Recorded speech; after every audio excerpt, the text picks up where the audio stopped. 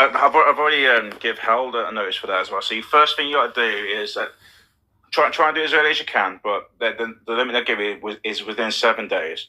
File notice to the court itself. Make sure you hand deliver it to somebody in the court and document it, because then they can't deny they haven't got it. Through an actual official letter with the name, the postage stamp, and in that notice, it's got to be, excuse me, it's got to be disclosure for subject matter jurisdiction, lawful authority, affirmation or oath and bond, and liability insurance. And you have to get them to disclose that to you via email and written response. And I'll wait for you to write that down. So this is before going to court. You ask. Yes, it's way before going to court. Yeah. Ask some information regarding the court, and only then. Yeah. So oath and bond or affirmation.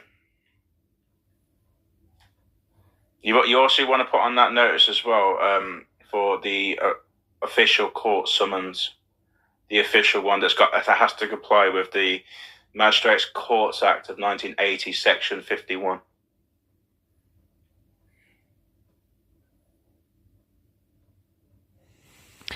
Okay. And so this is before going to court. So you say you give them 14 days to respond. And basically... the earliest possible opportunity. Earliest convenience as possible.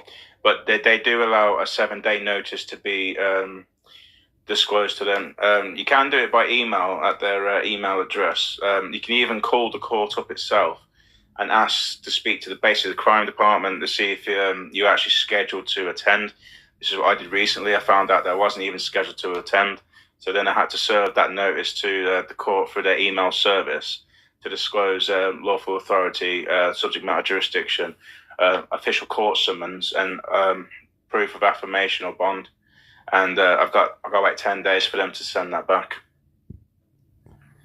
That's their own policy. That they will respond in 10 days. But the notice I served did have a 14-day notice.